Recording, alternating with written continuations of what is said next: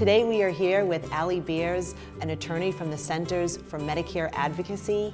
Ali has played an integral part in the Jimmo settlement. So Ali, let's talk a little bit about your presentation today, and let's talk about the fact that a lot of providers out there in the healthcare industry are unaware that the improvement standard is a myth. Can you talk a little bit about that? Sure.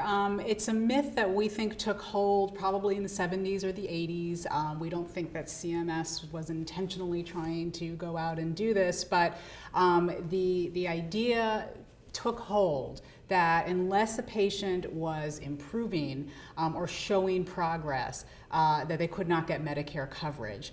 The problem, this became so deeply ingrained. It was how Medicare acted, it was how Medicare processed its claims. So of course the industry responded, likewise, and thought that must be the way it is because that's how Medicare processes claims. So it became, the idea really took hold that unless a person was improving, they would not be able to get Medicare coverage. Unfortunately, that meant some people who really did need skilled care weren't getting the care that they needed. And, Ali, I think that you're finding that across the country, education on the settlement is extremely important because the more people that are aware of the Jimmo settlement, the better care that can be provided specifically to patients or residents that have degenerative diseases such as Alzheimer's, Parkinson's, amyotrophic lateral sclerosis. What can we do to spread the word for CMA and help the residents of the United States get better care? Thanks. Well, thanks for offering to do that because we are a small nonprofit and limited in what we can do. Part of the settlement was an education campaign that CMS put out. They did a national call for providers and they put out a fact sheet. There's an MLN Matters article. In terms of providers and the industry helping get the word out, talking about it as much as you can with facilities, with doctors. I think that it's something that doctors who are providing the orders in the facilities will have to become familiar with too, because this is just as new to them as it is to everyone else. So going out and talking about it to whoever you can, using the word myth to make sure that people understand that that never was the law, it never was actually the law, that you had to improve in order to gain coverage. That will help, and spreading the word as much as you can, we really appreciate it. People can also look on our website, medicareadvocacy.org, and we have a lot of information and we put updates there as well from the beneficiary perspective so that families can help their own family members gain coverage when it's appropriate. Great. And another talking point that I think for you to reiterate is the understanding of the traditional Medicare rules. And with the four components of Medicare, Medicare Part A, B, C, and D. C in specific. C speaks to the Medicare Advantage. Could you speak to the fact and reiterate the rules that they need to follow when in fact in that system? Sure. So Medicare Advantage plans, which are it's a way of getting Medicare through a private insurance plan. You still have the right to an actuarially equivalent range of benefits that anyone in traditional Medicare would have. So traditional Medicare and all the coverage that you would get under traditional Medicare provides the floor. You get at least that amount of coverage as long as it's actuarially equivalent.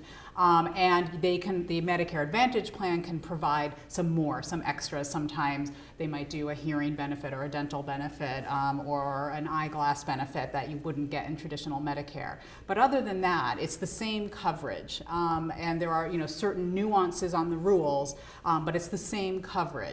And therefore, the Jimmo settlement applies just as much in the Medicare Advantage Part C context as it does in the traditional Medicare context in Parts A and B. Right. And I have had firsthand experience with this in a particular provider who had a Medicare Advantage plan, and the plan denied coverage for a patient with a G-tube.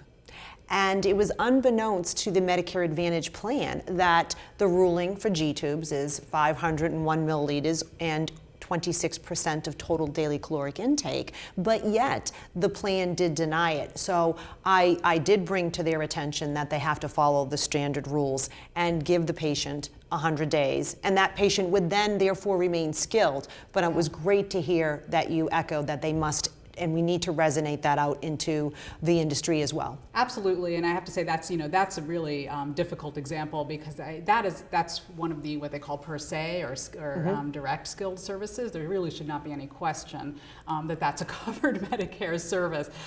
So that is something that is very clear. Where it becomes less clear and where you can see sometimes aggressive management by private plans having an effect is in the observation and assessment as a skilled service, management and an evaluation of a care plan, where things aren't quite as cut and dry and you don't have numbers to deal with.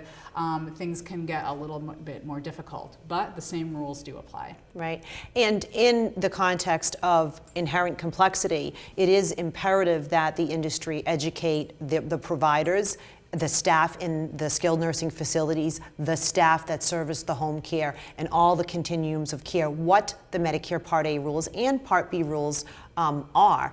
And when you talk about inherent complexity versus management of care plan, observation and assessment, and teaching and training, those are the elements that we're seeing across the industry, that there is for some reason, there is just a pause on that knowledge. And so it's imperative that we continually educate the industry on the regulations, because that is the skeleton and the path for them to provide phenomenal care.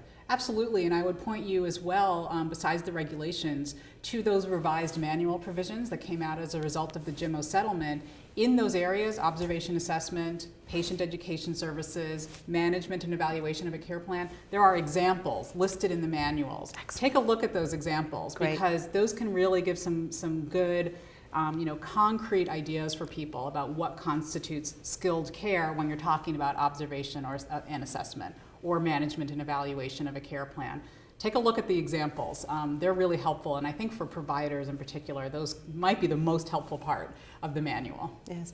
Your organization is extremely knowledgeable, and as an advocate, a patient advocate, we're very grateful for your existence, and you are definitely making a difference in healthcare in the United States, and I'm very grateful for your existence. Thank you so much. It's very nice to hear that, and we're grateful for your helping the skilled nursing facilities provide the best care that they can. Also very important. Great. Thank you very much. Thanks.